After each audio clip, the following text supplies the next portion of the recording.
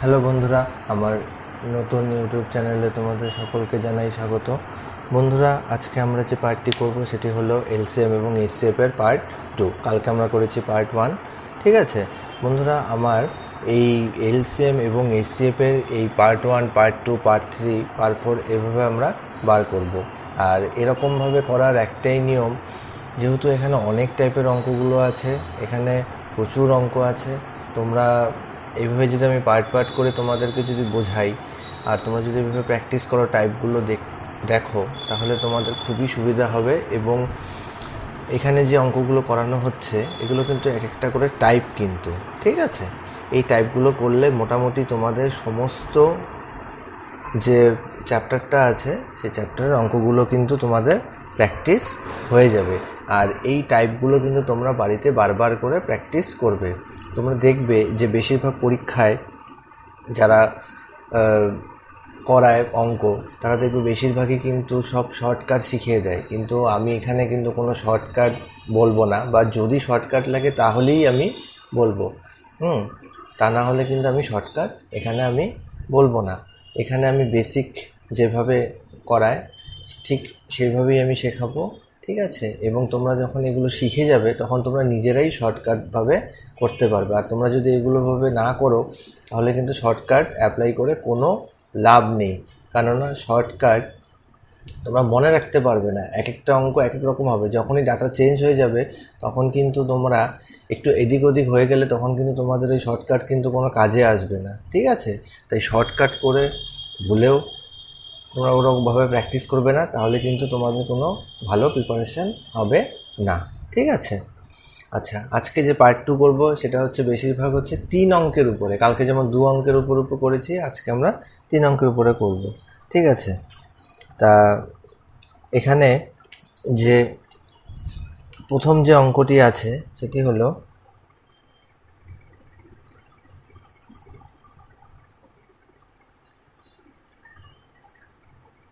দুটি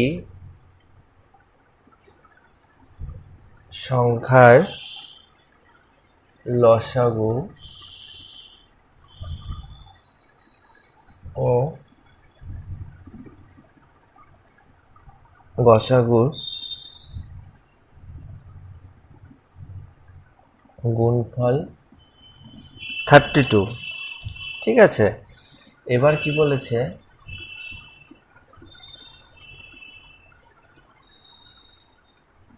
সংখ্যা দুটির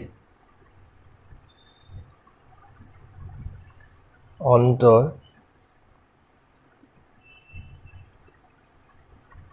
14 হলে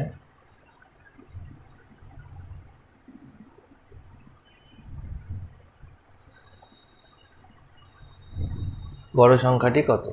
তাহলে কি বলছে, এখানে দুটি সংখ্যা লসাগু এবং গসাগু গুণফল দেওয়া আছে। ধরি আমি যদি সংখ্যা দুটি যদি ধরি, একটা হলো এক্স আর একটা যদি ওয়াই। হ্যাঁ, এটা হচ্ছে দুটো সংখ্যা,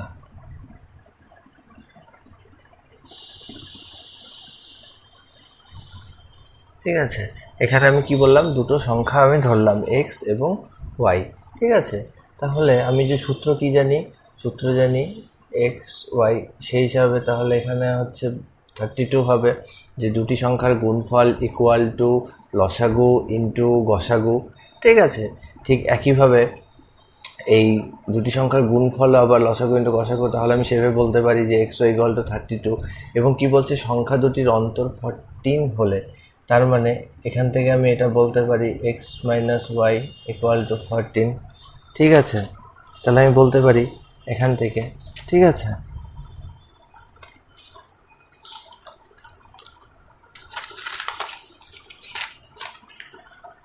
তাহলে আমাকে এখান থেকে কি করতে হবে, আমাকে হচ্ছে এক্স এবং ওয়াই কিন্তু সলভ করতে হবে, ঠিক আছে। তাহলে আমি সলভ কীভাবে করব, তাহলে আমি এখান থেকে এক্স মাইনাস ওয়াই আছে, আমি তো যদি এক্স প্লাস ওয়াই করি তাহলে আমি কোশ্চেনটা সলভ করলে আমি ওখান থেকে আমি এক্স আর ওয়াইয়ের মান বার করতে পারবো, ঠিক আছে। তাহলে আমি এখান থেকে বলতে পারি না, সুতরাং x plus y whole square equal to x minus y whole square plus 4xy।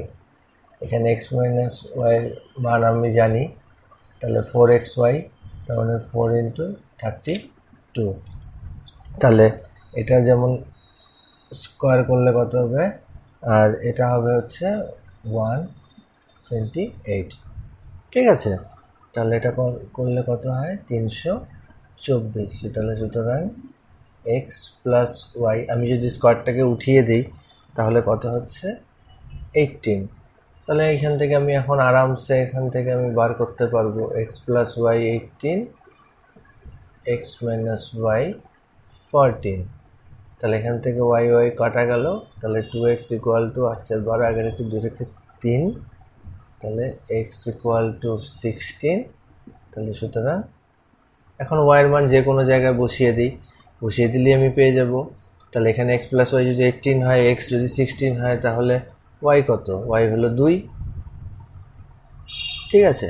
তাহলে এখানে বড় সংখ্যাটি কোনটি, এখানে কিন্তু বড় সংখ্যাটি 16। তাহলে বোঝা গেল, বলেছে কি দুটি সংখ্যার লসাগু ও গসাগুর গুণফল 32। তাহলে দুটি সংখ্যা লসাগু গসাগু মানে ওই সংখ্যা দুটির গুণফল, আবার ওই সংখ্যা দুটির গুণফল মানেই হচ্ছে যে লসাগু ইন্টু গসাগু, তার মানে ওই লসাগু একটা সংখ্যা, গসাগু একটা সংখ্যা। ঠিক সেইভাবেই তাহলে এক্স ওয়াই কত হবে, 32 হবে। এবার সংখ্যা দুটো কি কি, এক্স ওয়াই ছিল, আবার ওদের অন্তর কত আছে, সংখ্যা দুটোর মানে মাইনাস করলে হচ্ছে সাবস্ট্রাকশন, মানে ওদের 14, তার মানে 14, ঠিক আছে। তাহলে সেখান থেকে আমি এই সূত্র দ্বারা আমি ইউজ করলাম, করে আমি এক্স প্লাস ওয়াই বার করলাম, বার করে সুন্দর আমি ইকুয়েশনে বসিয়ে দিয়ে ওয়াইয়ের মান বার করলাম, ঠিক আছে। তাহলে বোঝা গেল।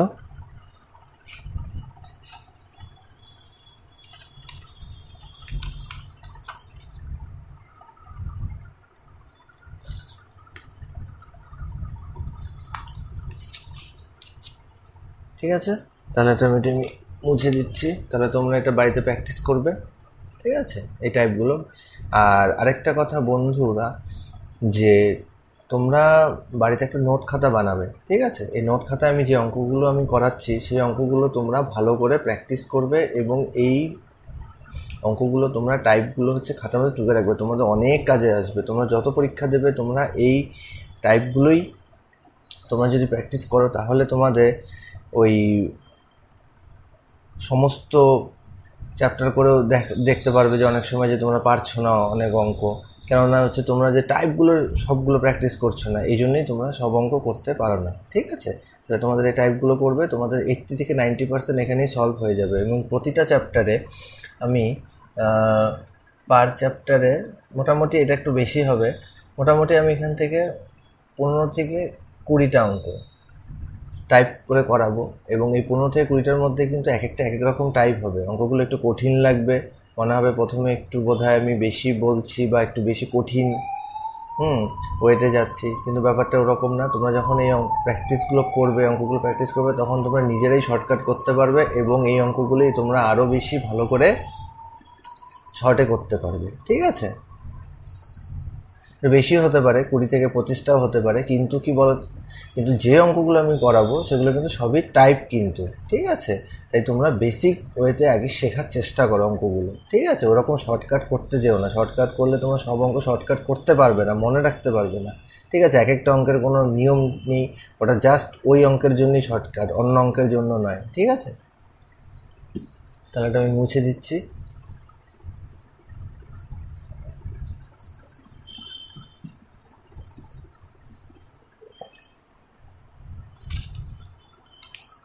আচ্ছা, 9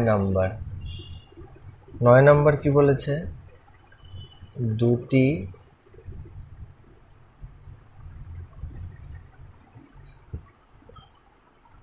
সংখ্যার গুণফল এত,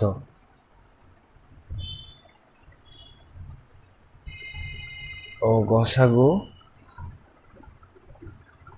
37।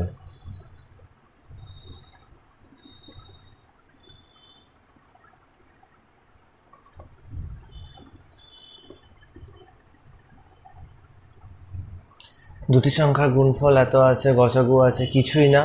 অঙ্কটি তোমরা বাড়িতে প্র্যাকটিস করবে জাস্ট। তাহলে বড় সংখ্যাটি কি, দুটি সংখ্যার গুণফল যদি এত হয়, ঠিক আছে, তাহলে 37, ঠিক আছে, গসাগু তাহলে গুণফল দেওয়া আছে এবং বড় সংখ্যাটি কত দেওয়া আছে, তাহলে এই যে ডিজিটটা যেটা আছে, ঠিক আছে, তার মানে 4, এই যে ডিজিটটা দেওয়া আছে এটা কিন্তু দুটি সংখ্যার গুণফল আকারে দেওয়া আছে, ঠিক আছে। তাহলে অঙ্কটা আমি কি করব, এটা জাস্ট আমি ওই, তাহলে আমি বড় সংখ্যাটার ক্ষেত্রে কি করব, এটাকে আমি জাস্ট 37 দিয়ে আমি ভাগ করে দেব, ভাগ করে দিয়ে যেটা পাবো সেটাই। তাহলে কত পাচ্ছি আমি,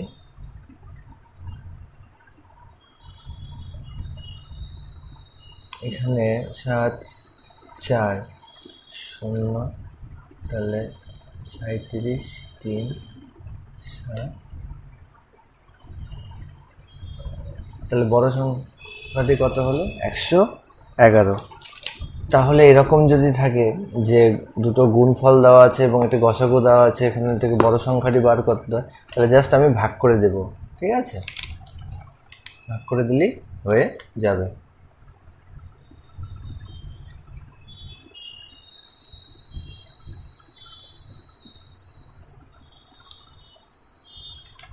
আচ্ছা, এবার আমি 10 নম্বর অঙ্কে চলে যাচ্ছি। বলেছে তিনটি সংখ্যার গসাগু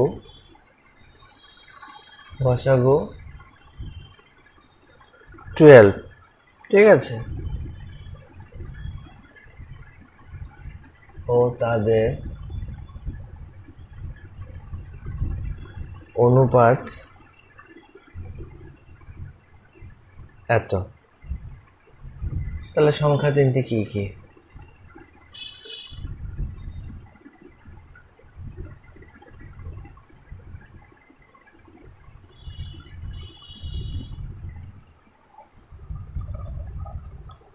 ঠিক আছে। তাহলে এখান থেকে আমি সংখ্যা তিনটি কি কি, আমি বলেছি বন্ধুরা যে যখন আমি দুটো সংখ্যা ধরবো তখন ওদের মধ্যে যদি অনুপাত দেওয়া থাকে, যদি এরকম অনুপাত, আগের বার কালকে যে অঙ্কটি করেছিলাম আমরা, এরকম অনুপাত দেওয়া থাকলে 5x 4x এরকম দুটো সংখ্যা হবে, যেখানে এক্সটা হবে সবসময় HCF এবং গুণফলটা হবে, সেটা হবে হচ্ছে LCM, আর এক্সটা হলো HCF, ঠিক আছে। তাহলে ঠিক একইভাবে তাহলে এখানে অনুপাত দেওয়া আছে, তাহলে সংখ্যাগুলো কি কি, x 2x 3x, তাহলে এখানে এক্সটা কি, এক্সটা হলো 12, সুতরাং সংখ্যা তিনটি কি কি, প্রথমটা হবে 12, পরেরটা হবে 24, পরেরটা হবে 3 বারং 36, তাহলে সংখ্যাগুলো কি কি বোঝা গেল। তাহলে একদম সোজা অঙ্ক।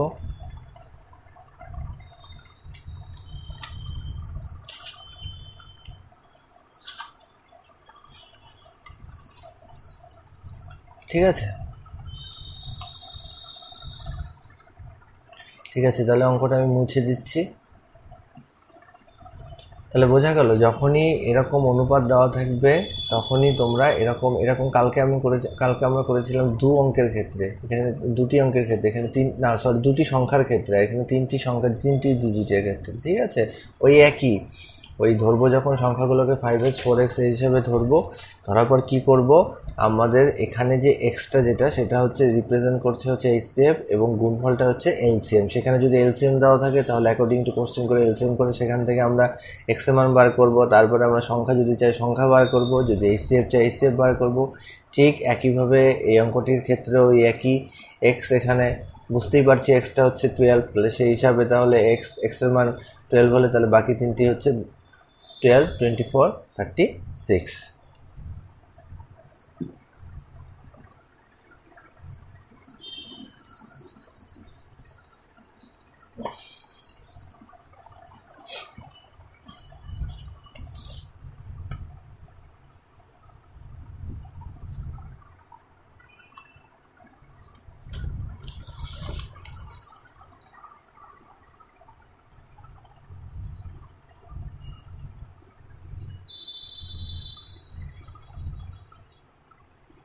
এবার কি বলেছে, তিনটি সংখ্যার অনুপাত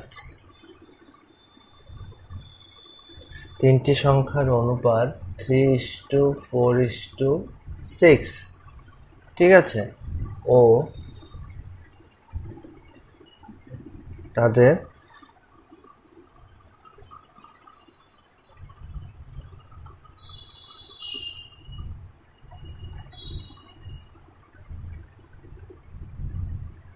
এটা গসাগু, ঠিক আছে, হলে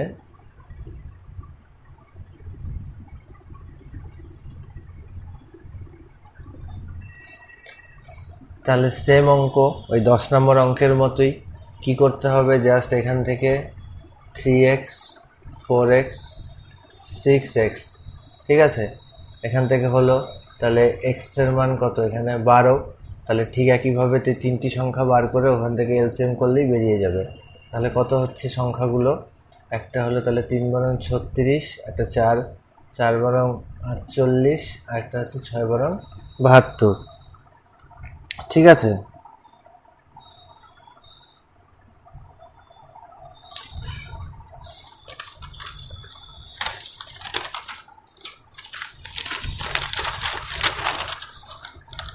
ঠিক আছে, তাহলে কত বেরোলো 36 48, এটা বোঝা গেল তো। জাস্ট এখানে এক্স যদি আগের অঙ্কটির মতোই জাস্ট গসাগু, ওখানে তিনটি সংখ্যা না বার করে এখানে লসাগু বার করতে বলেছে, তাহলে এক্স এর মান 12 বেরোলো, তাহলে সেখান থেকে 36 48 72। তাহলে এখন এই সংখ্যাগুলোর আমি এলসিএম বার করে দিই। এলসিএম কি, এলসিএম হলো সংখ্যাগুলোর গুণফল করেই যেটা বেরোবে সেটাই, আর কমন যেটা সেটা হচ্ছে এইচসিএফ। তাহলে এটা কত দিয়ে যায়, 2 দিয়ে যায়, তাহলে এটা হচ্ছে 2×2 18, এটা হচ্ছে 24, এটা হলো 36, আবার সেই 2 দিয়ে 9 12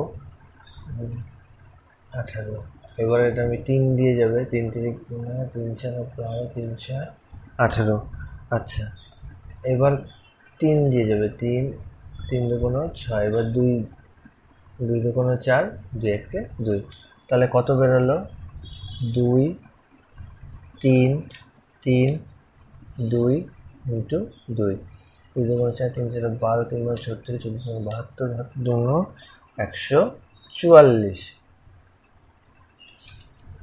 তাহলে লসাগু কত বেরোলো, লসাগু হলো 144, ঠিক আছে, তাহলে বোঝা গেল।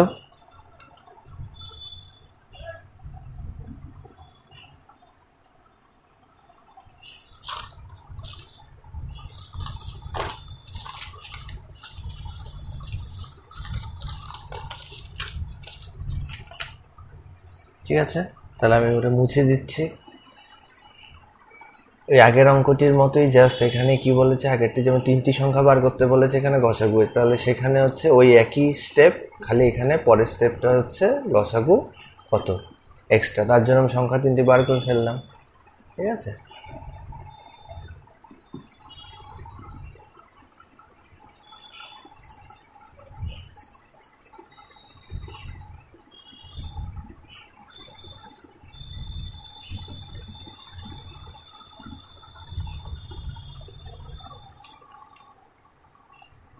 আচ্ছা,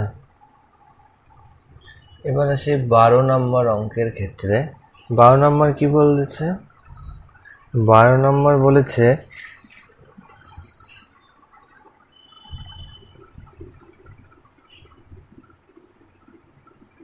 তিনটি ঘন্টা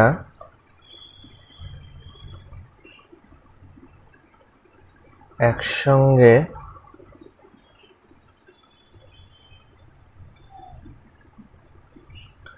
বাজার পর যথাক্রমে 4 8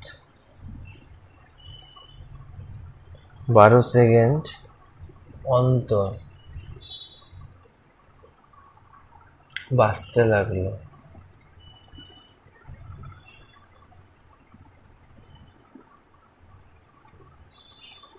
এটা বানান ভুল হতে পারে, ওটা কোনো ব্যাপার না। কমপক্ষে কত সময় পর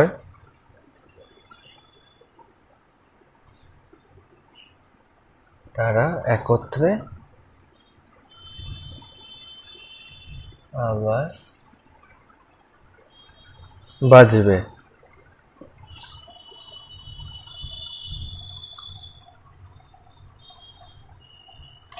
ঠিক আছে, তাহলে কি বললাম, এখানে 3টি ঘন্টা একসঙ্গে বাজার পর 4, 8, 12 সেকেন্ড অন্তর অন্তর তারা বাজে। ঠিক আছে, কমপক্ষে কত সময় পর? আচ্ছা, এটা যদি ইংরেজিতে থাকতো তাহলে এখানে থাকতো হচ্ছে অ্যাটলিস্ট,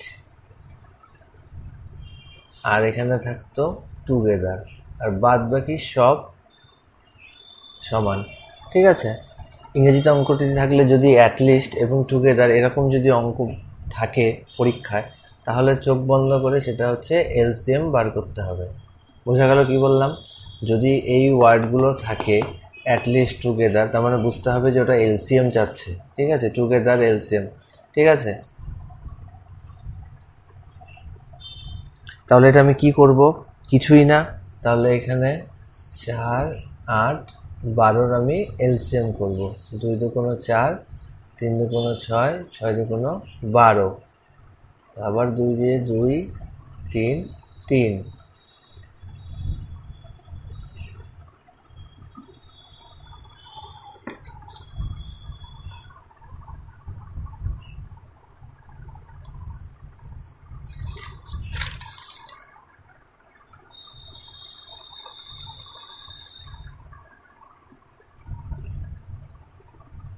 তাহলে কত হলো এটা? 4, 8, 12। তাহলে কত হলো? 2 দুগুণ 4। ওহো, ভুল করে ফেলেছি এখানে অঙ্কটা, তাই তো বলি মিলছে না কেন। এলসিএম করতে ভুল করেছি। এটা হবে 4, 8, 12। তাহলে এখানে 2 দুগুণ 4, 4 দুগুণ 8, 6 দুগুণ 12, 2 একে 2, 2 দুগুণ 4, 3 দুগুণ 6। তাহলে কত হলো? 2, 3, 2 দুগুণ 4 দুগুণ 8, 3 8 24। তাহলে কি বেরোলো? তাহলে তারা কখন একসঙ্গে বাজবে? তারা একত্রে আবার 24 সেকেন্ড পর বাজবে। বোঝা গেল অঙ্কটা?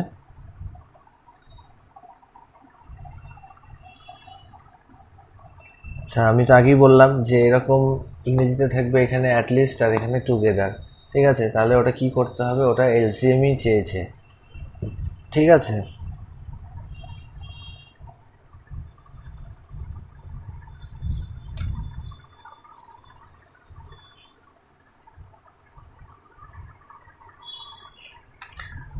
তাহলে বোঝা গেল অঙ্কটি?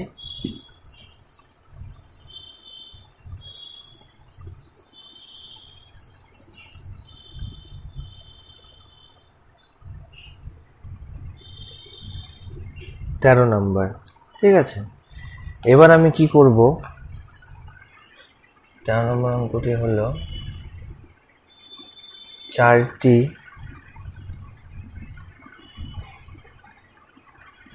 ঘন্টা যথাক্রমে 30 মিনিট, 1 ঘন্টা,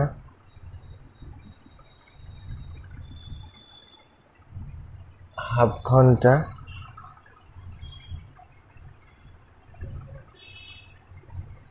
1 ঘন্টা 45 মিনিট পর বাজে। ঠিক আছে, এবার কি বললাম? তারা একসঙ্গে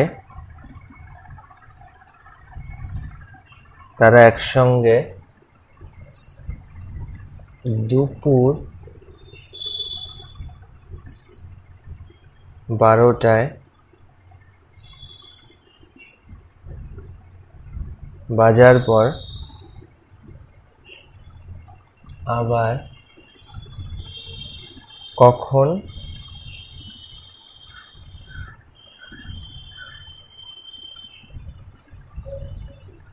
একসঙ্গে বাজবে। ঠিক আছে, তাহলে কি বললাম? এখানে 4টি ঘন্টা আছে, যেটা হচ্ছে কি 30 মিনিট, 1 ঘন্টা, হাফ ঘন্টা, 1 ঘন্টা 45 মিনিট পর বাজে। তারা একসঙ্গে দুপুর 12টা বাজার পর আবার কখন একসঙ্গে বাজবে, ঠিক আছে? এই আবার একসঙ্গে আছে, তার মানে টুগেদার। তাহলে এটা কি করতে হবে? এটা জাস্ট এলসিএম করতে হবে। তাহলে আমি এলসিএম করতে গেলে কি এগুলোকে আমাকে একই রাশিতে নিয়ে আসতে হবে। তার মানে এটা 30 মিনিট, তার মানে 1 ঘন্টা মানে কত? 60 মিনিট। হাফ ঘন্টা মানে হচ্ছে 60 প্লাস 30, তার মানে 90 মিনিট। 1 ঘন্টা 45 মানে 60 প্লাস 45, 105। তাহলে এটার আমি এখন কি করব?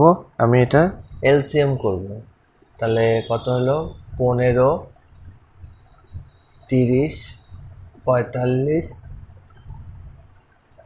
এটা তো হলো না, এটা যে ওরকমই রেখে দিই। তাহলে এবার 3 দ্বারা করব। 3 5 15, 10, 15, 3 তিরিকে 9, 3 5 15। এবার কত দিয়ে করব? এবার 5 দিয়ে করি। 5 1 5, 5 2 15, 10, 3 5 15, 5 7 35। ঠিক আছে? তাহলে আর কি যাচ্ছে? না, যাচ্ছে না। তাহলে এবার আমি গুণ করে দেই। 5 2 3 7, ও একটা 1 আছে, ওই একই। তাহলে এটা হবে হচ্ছে 60 মিনিট। তাহলে এটা কত হবে? সেটা হলো, তোমরা করে দেখবে বাড়িতে, এটা হচ্ছে 1260 মিনিট। ঠিক আছে? আর 1260 মিনিট মানে কত? 1260 মিনিট মানে আমি যদি 60 দিয়ে ভাগ করি তাহলে এটা ঘন্টায় চলে আসবে। তাহলে 120, 6 0 21 ঘন্টা। ঠিক আছে? তাহলে 12টা, তাহলে 12টা থেকে প্লাস আমি 21 ঘন্টা আমি যোগ করে দেই, কতক্ষণ হয়? 12টা। তাহলে এইটা কি দুপুর 12টা? দুপুর 12টা থেকে রাত্রি 12টা। তাহলে কত হলো? রাত্রি 12টা থেকে পুরো 12টা হলো, প্লাস 21 থেকে 12 যদি আমি বিয়োগ করি, 4 5 6 7 8 9 10 11 9, তাহলে আরও 9 ঘন্টা।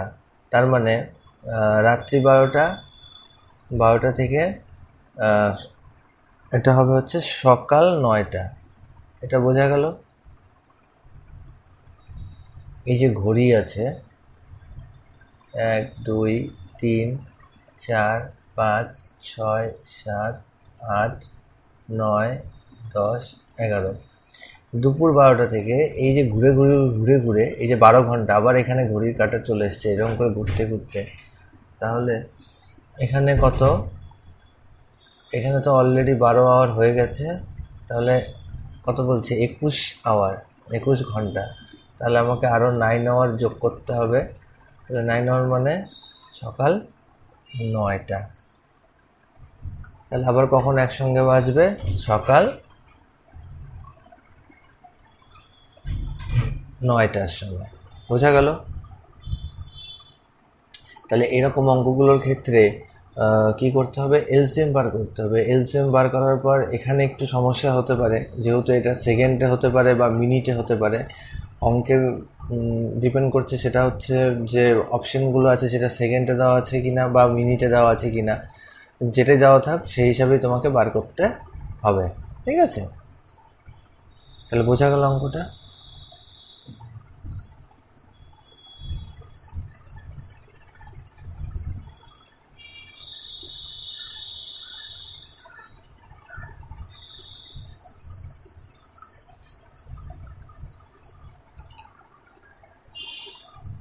আচ্ছা, এবার আসি 14 নম্বর অঙ্ক, আজকে লাস্ট অঙ্ক। ঠিক আছে? তিনটি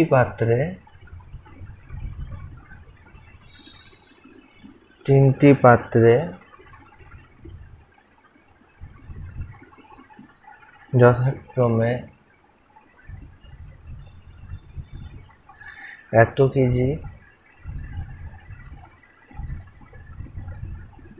এত কেজি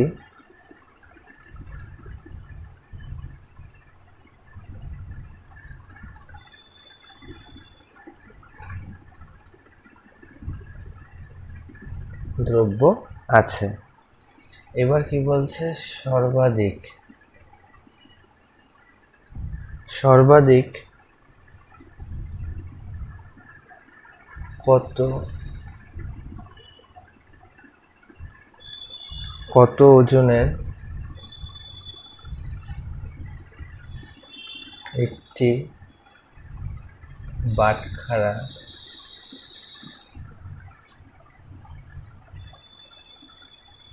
বাটখারা দিয়ে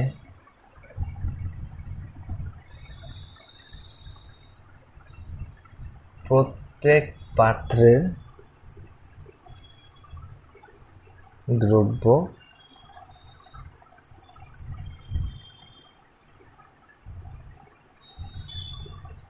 পূর্ণ সংখ্যা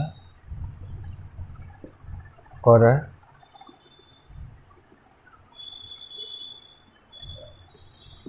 মাপা যাবে। আচ্ছা, কি বললাম? 3টি পাত্রে যথাক্রমে এত এত কেজি করে দ্রব্য আছে। সে কি দ্রব্য থাকুক, টাকা থাকুক বা ঘন্টা বাজুক, সেগুলো কোনো ব্যাপার না, কিন্তু আমাকে লক্ষ্য করতে হবে যে অ্যাকচুয়ালি কী চেয়েছে এখানে, কমপক্ষে নাকি সর্বাধিক। কত ওজনের একটি বাটখারা দিয়ে প্রত্যেক পাত্রে, এখানে সর্বাধিক, তার মানে এটা ইংরেজিতে আশা করি এই ওয়ার্ডটা বোধহয় থাকবে, অ্যাটমোস্ট।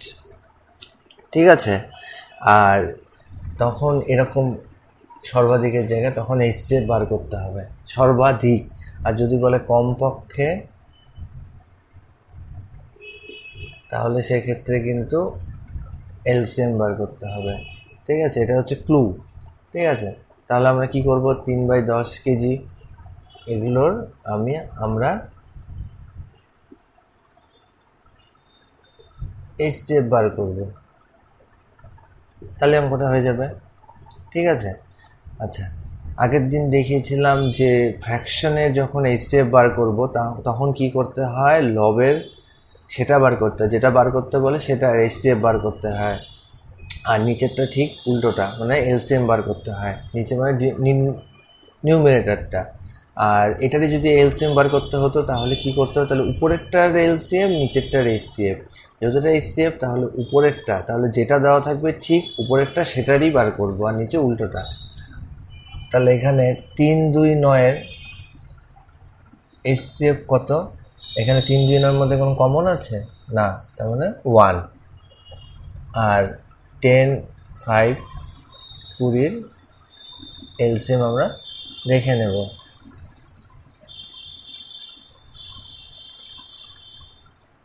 5 2 10, 4 5 20, 2 1 2, 1, 2 2 4, তাহলে 5 2 10, 10 2 20, তাহলে কত হলো? 20। তাহলে এর HCFটা কত? 1/20। একটু ভুল করলাম মনে হচ্ছে, এটা একটু ভুল করে ফেলেছি। এটা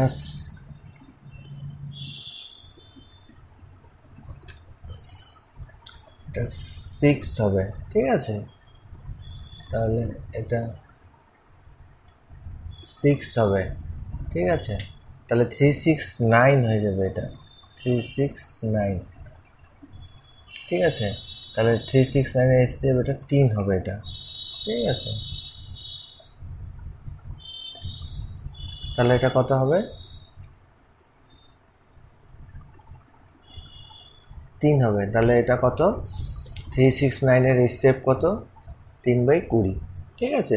আচ্ছা, ওরকম যদি টার্ম যদি থাকতো তাও কোনো ব্যাপার ছিল না, কিন্তু কি যেটাই থাকুক আমাকে উপরেরটার আমার যেটা থাকবে সেটাই বার করতে হবে, আর নিচে তার উল্টোটা বার করতে হবে। ঠিক আছে, তাহলে 369-এর, তাহলে এই ফ্র্যাকশনের, তাহলে আমাদের HCF কী হলো? 3/20। তার মানে এটা কিসে? এটা কেজিতে বেরোলো। ঠিক আছে, তাহলে এটাকে আমাকে যদি পূর্ণগ্রামে নিতে লাগে, তাহলে পূর্ণ সংখ্যায় নিতে গেলে কত করতে হবে?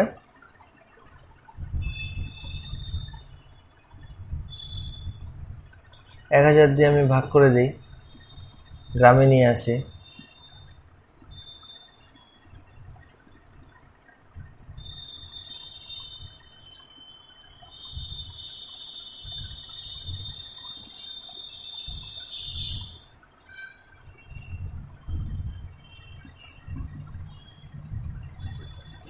একশো 50 গ্রাম, ঠিক আছে।